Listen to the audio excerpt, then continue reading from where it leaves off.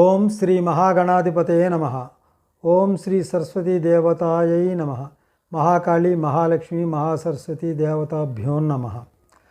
శుక్లాం వరదరం విష్ణుం శశివర్ణం చతుర్భుజం ప్రసన్నవదనం ధ్యాయేత్ సర్వవిఘ్నోపశాంతయే.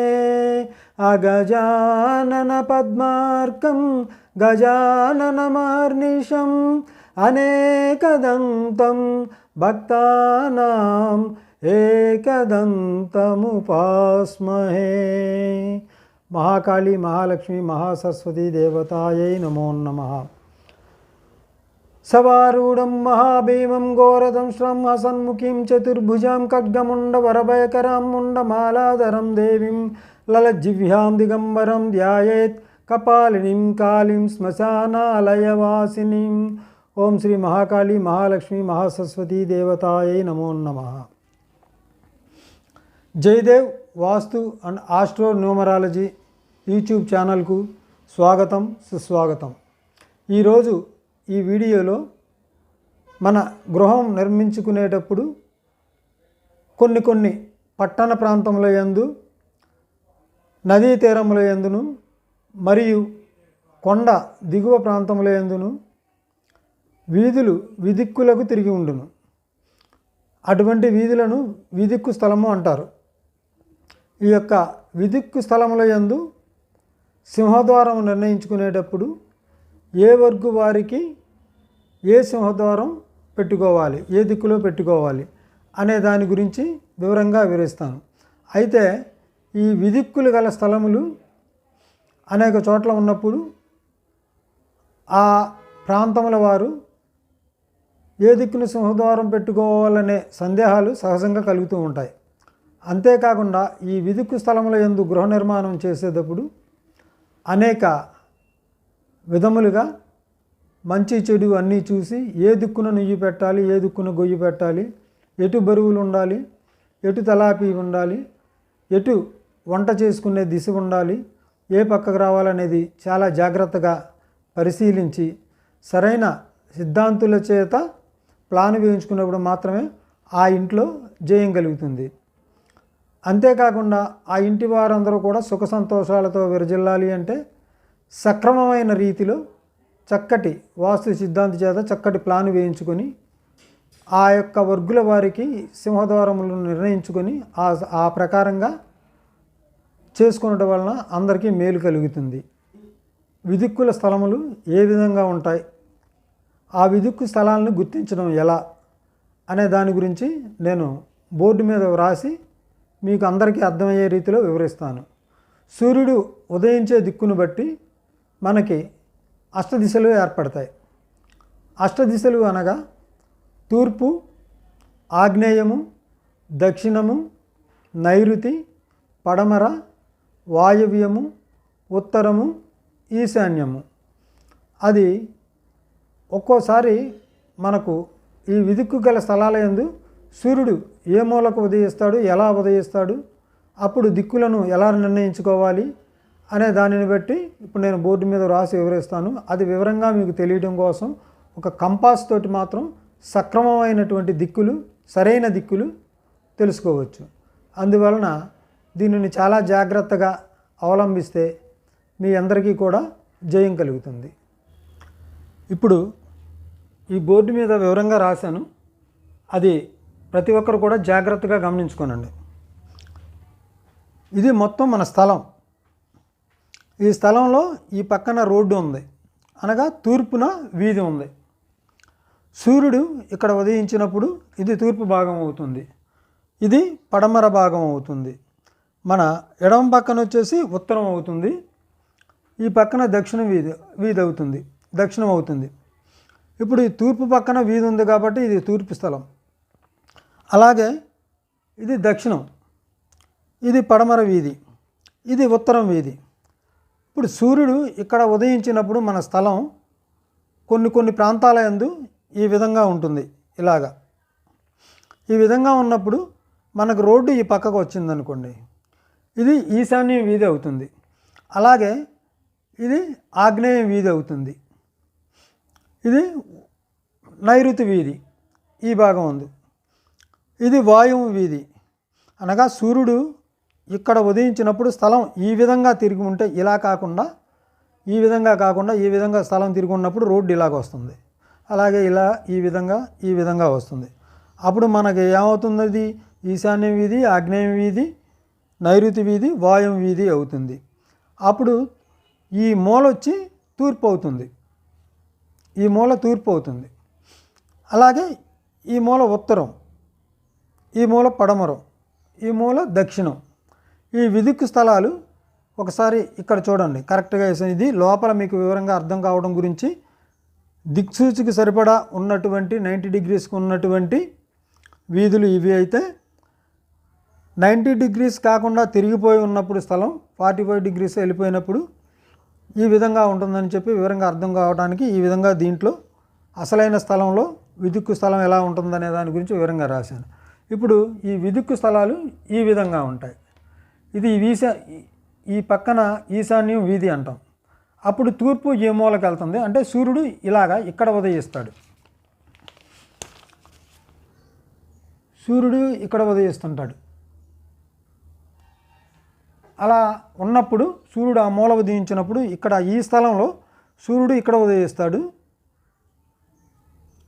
ఇలా ఉన్నప్పుడు ఇది తూర్పు వీధి అయినప్పుడు సూర్యుడు ఈ మూలకు ఉన్నప్పుడు తూర్పు ఈ మూలకు వస్తుంది. అప్పుడు ఇది ఈశాన్యం వీధి అవుతుంది. అందువలన ఈ ఈశాన్యం వీధిలో ఈశాన్యంగా వీధి ఉన్నప్పుడు ఏ వర్గు వారికి పనిచేస్తుంది. అదేవిధంగా ఆగ్నేయం మనకు వీధి ఉన్నప్పుడు ఈ స్థలం ఏ వర్గుల వారికి, ఏ పేర్లు గల వారికి పనిచేస్తుంది.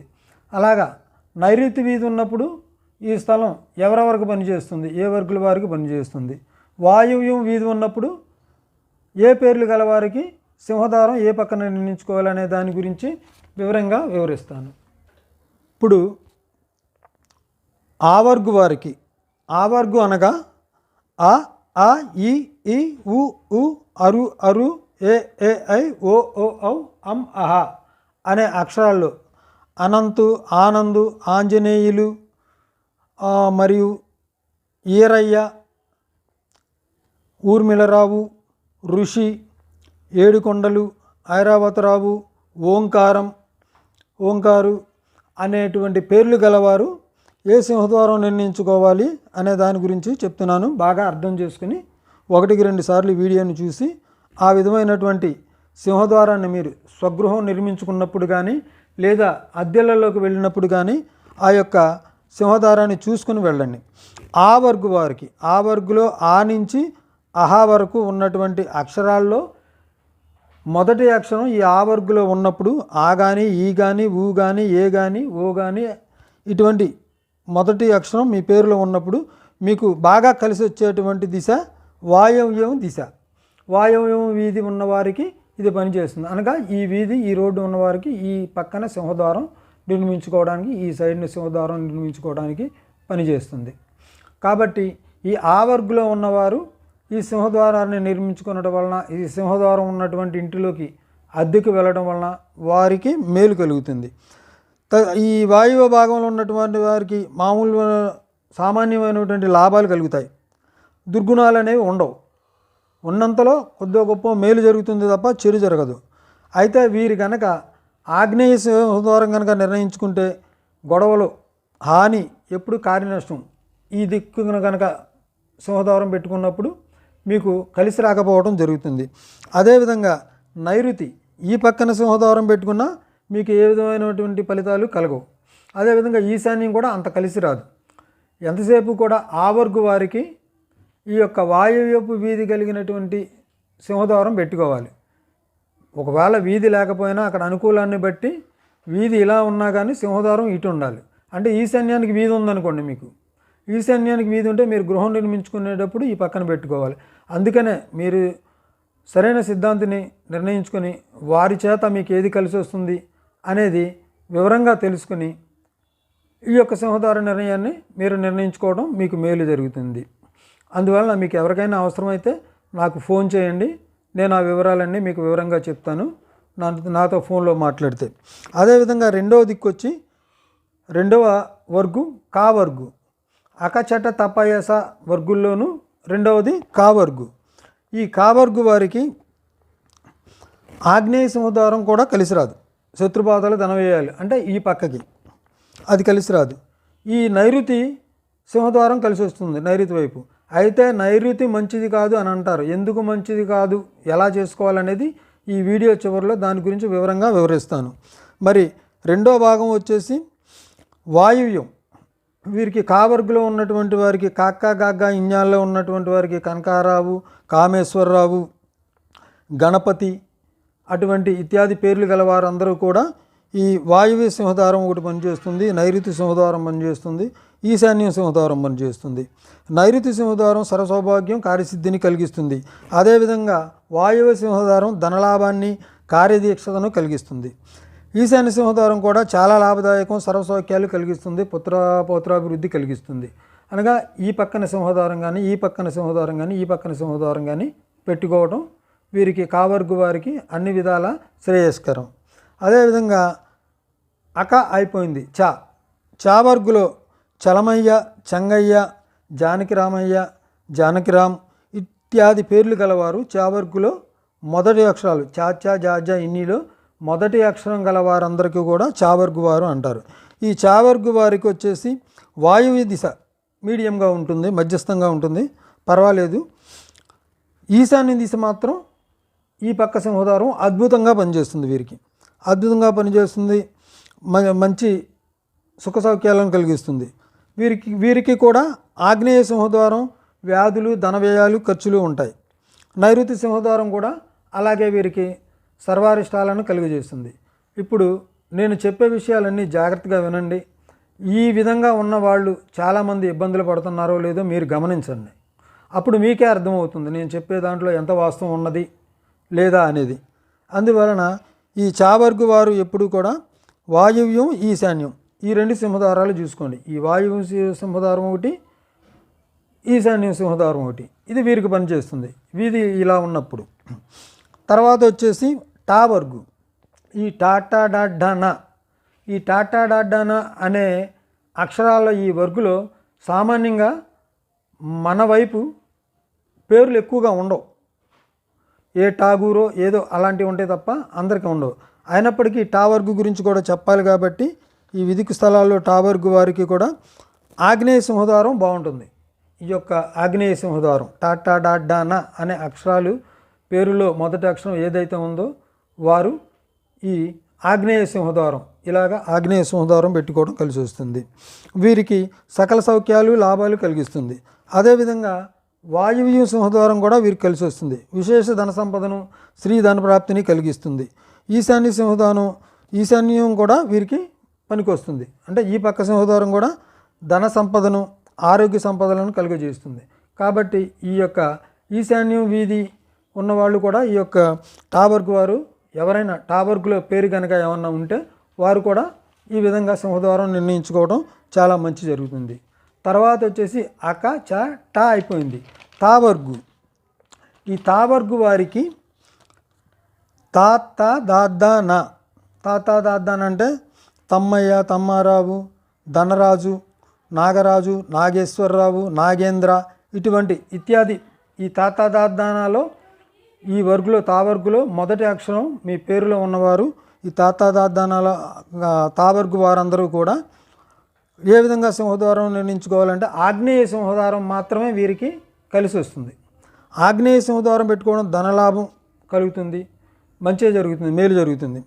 అయితే నైరుతి సింహద్వారం కానీ వాయువ్య సింహద్వారం కానీ ఈశాన్య సింహద్వారం కూడా వీరికి అంతగా కలిసి రాదు. ఈశాన్య సింహద్వారం మధ్యస్థంగా ఉంటుంది, కానీ ఆ ఆగ్నేయ సింహద్వారం అంత ఇదిగా ఈ మూడు ద్వారాలు అంత ఇదిగా పనిచేయవు. కాబట్టి ఈ తావర్గులో ఉన్న వారందరూ కూడా ఆగ్నేయ సింహద్వారం గల ఇల్లు కట్టుకోవడం కానీ ఆగ్నేయ సింహద్వారం గల ఇంటిలో అద్దెకు దిగడం కానీ చేసుకోవడం వలన ఈ తావర్గు వారికి అన్ని విధాలా శ్రేయస్కరంగా ఉంటుంది. తర్వాత వర్గు వచ్చేసి పావర్గు. ఈ పావర్గు వారు పాప, బాబ్బా, మా, పాపారావు, ఫణీంద్ర, భాస్కర్రావు, మల్లేశ్వరరావు, మహేశ్వరరావు ఇత్యాది పేర్లు కలిగిన వారందరూ కూడా ఈ పావర్గు కింద వస్తారు. కాబట్టి ఈ పావర్గు వారికి ఏ దిక్కు సింహద్వారం పనిచేస్తుంది అనేది ఒకసారి వినండి. ఆగ్నేయ సింహద్వారం వీరికి పావర్గులో ఉన్నటువంటి వారికి కూడా ఈ ఆగ్నేయ సింహద్వారం పనిచేస్తుంది. బంధుపోషణ, ప్రభుత్వ సహాయాలు, సకల సౌఖ్యాలు కలుగజేస్తుంది. రెండో దిశ వచ్చేసి నైరుతి దిశ కూడా వీరికి పనిచేస్తుంది. తర్వాత వచ్చేసి ఈశాన్యం. ఈశాన్య దిశ సర్వ సౌఖ్యాలను కలుగజేస్తుంది, సకల లాభాలను కలుగజేస్తుంది. ఒక వాయువ్య దిశ మాత్రం వీరికి శత్రుభయం, ధన నష్టము, ఆ ఇంట్లో ఉన్నటువంటి వారికి స్త్రీ పెత్తనము ఉంటుంది. కాబట్టి ఈ పావర్గు కలిగిన వారు ఈశాన్యము, ఆగ్నేయము, నైరుతి ఈ 3 దిశలు కూడా వీరికి కలిసి వస్తుంటాయి. ఈ వాయువ్య దిశ సింహద్వారం మాత్రం ఎట్టి పరిస్థితుల్లోనూ వీరికి కలిసి రాదు. అందువలన జాగ్రత్తగా ఆలోచించుకొని అద్దెలలోకి వెళ్ళినా, సొంత ఇల్లు కట్టుకున్నా ఈ 3 దిక్కులు కలిగినటువంటి సింహద్వారాల్లోకి మీరు వెళ్ళండి. తర్వాత వచ్చేసి యావర్గు. ఈ యావర్గులో యా, రా, లా, వా, యా, రా, లా, వా అనే అక్షరాలు. యా అంటే యాదగిరి, రాలో రామారావు, రమేషు ఇటువంటి పేర్లు గలవారు, వెంకటేశ్వరరావు, వీర్రాజు ఇత్యాది. ఈ యారాలావా అనే ఈ 4 అక్షరాల్లోనూ మీ పేరు మొదటి అక్షరం ఏదైతే ఉందో వారందరూ కూడా యావర్గు కిందకు వస్తారు. అందువలన వీరికి కలిసి వచ్చే దిశ వచ్చేసి బాగా కలిసి వచ్చేది ఈశాన్యం దిశ మాత్రమే బాగా కలిసి వచ్చింది. రెండవ పక్షంలో ఆగ్నేయ సింహద్వారం కొంతవరకు పర్వాలేదు, స్త్రీల వల్ల సహాయ సహకారాలు అందుతాయి వీరికి. ఈ వాయువ్య సింహద్వారం వలన స్త్రీల వల్ల సహాయ సహకారాలు అందుతాయి, కొంత కలిసి వస్తుంది కొంతవరకు. ఈశాన్య సింహద్వారం మాత్రం అద్భుతంగా ఉంటుంది, ధనవృద్ధి కలుగుద్ది అన్నమాట, సకల సౌఖ్యాలు కలుగుతాయి. రెండోది వచ్చేసి ఈ నైరుతి దిశ కానీ వాయువ్య దిశ కానీ రుణబాధలు, రోగాలు, కోర్టు సమస్యలు ఇట్లాంటివన్నీ కలుగుతూ ఉంటాయి. దీంట్లో నైరుతి సింహద్వారం మీడియం అంటే సామాన్యంగా ఉంటుందన్నమాట. అందువలన వీరు యావర్గు వారు వీలైనంత వరకు ఈశాన్య సింహద్వారాన్నే నిర్ణయించుకోవటం, ఈశాన్య సింహద్వారం గల ఇంటిలో నివసించడం చాలా మంచిది, వీరికి మేలు కలిగి చేస్తుంది. తర్వాత వచ్చేసి శావర్గు. శా, షా, షా, హాళ, అక్ష, బండిరా వరకు కూడా ఈ శావర్గులో మొదటి అక్షరాలు కలిగిన వారందరికీ కూడా శావర్గు కింద వస్తారు. వీరికి నైరుతి సింహద్వారం సామాన్యంగా ఉంటుంది, ధనలాభాన్ని అయితే కలిగజేస్తుంది. మరియు వాయువ్య సింహద్వారం భోగభాగ్యాలు, అధికారం, అష్టైశ్వర్యాలను ప్రాప్తింపజేస్తుంది. ఈ వాయువ్య సింహద్వారం ఎవరికి? శావర్గు వారికి. శాస, ష, హాళ, అక్ష, బండిరా అనే మీ పేరులో మొదటి అక్షరం ఏదైతే ఉందో వారికి ఇది పనిచేస్తుంది. శ్యామ్ కానీ, శంకర్ కానీ ఇటువంటి పేర్లు ఉన్నవారందరికీ కూడా. ఆగ్నేయ సింహద్వారం ధనవ్యయాన్ని కలిగి చేస్తుంది, తాపత్రయం ఎక్కువగా చేస్తుంది. అంటే నాకు రావాలి, నాకు కావాలనే తాపత్రయం, నేను దీంట్లో నిలబడాలి, ఈ విధంగా సంపాదించాలి అనే విషయాల్లో తాపత్రయం కలిగజేస్తుంది. అలాగే ఈశాన్యం కొంతవరకు కలహాలు కలిగజేస్తుంది, కొంతవరకు మేలు చేసినా కొంత కలహాలు, శత్రుభయాలు ఎక్కువగా ఉంటుంటాయి. అలాగే ఆగ్నేయ సింహద్వారం ధనవ్యయాన్ని, తాపత్రయాన్ని ఎక్కువ చేస్తుంది. అందువలన వీరు ఇప్పుడు నేను చెప్పినటువంటి అక, చట, తపయ, శ అనే 8 వర్గులు, 8 వర్గుల్లో ఆ వర్గు వారికి ఏ సింహద్వారం చెప్పాను, కా వర్గు వారికి ఏ సింహద్వారం చెప్పాను, చా వర్గు వారికి ఏ సింహద్వారం చెప్పాను, ఇవన్నీ జాగ్రత్తగా 1-2 సార్లు వీడియోను చక్కగా చూసి బాగా విని అప్పుడు ఈ యొక్క సింహద్వార నిర్ణయాన్ని మీరు నిర్ణయించుకుని ఆ ఇంట్లో ఉండటం వలన మీకు అనేక లాభములు కలుగుతాయి, సకల సౌఖ్యాలు కలుగుతాయి, పుత్రపౌత్రాభివృద్ధి కలుగుతుంది, స్త్రీ సౌభాగ్యం కలుగుతుంది, అందరూ కూడా ఆనందంగా సుఖజీవనం సాగిస్తారు. అందువలన మీరందరూ కూడా ఈ యొక్క నిర్ణయాన్ని చక్కగా చేసుకోవాల్సిందిగా మనవి చేస్తున్నాను. ఇప్పుడు సింహద్వారం నిర్ణయాలు చేసేటప్పుడు నైరుతి సింహద్వారం చెప్పాను. నైరుతి సింహద్వారం ఎందుకు చెప్పాను అంటే నైరుతి దిక్కులో వీధి ఉన్నప్పుడు నైరుతి దిశలో రాజవీధి, నైరుతి దిశలో రాజవీధి ఉన్నప్పుడు ఈ యొక్క సింహద్వారం నిర్ణయించుకోవడంలో తప్పు లేదు. అయితే చాలామంది ఏంటంటే నైరుతి నడక మంచిది కాదు అంటారు. నైరుతిలో నుంచి మనం ఈశాన్యం వైపు నడుస్తాం, అందువలన ఈశాన్యం వైపు నడుస్తాం కాబట్టి ఆ యొక్క దిశ మనకి మేలు కలిగజేస్తుంది. ప్రతి ఒక్కరూ అనుమానించకుండా, భయపడకుండా చేసుకోండి. లేదా మీకు అనుమానం ఉన్నప్పుడు ప్రత్యామ్నాయంగా 2వ దిశ చెప్పాను, ప్రతి వర్గుకి కూడా 2వ దిశ చెప్పాను, ఆ దిశలో మీరు సింహద్వారం నిర్ణయం చేసుకోండి.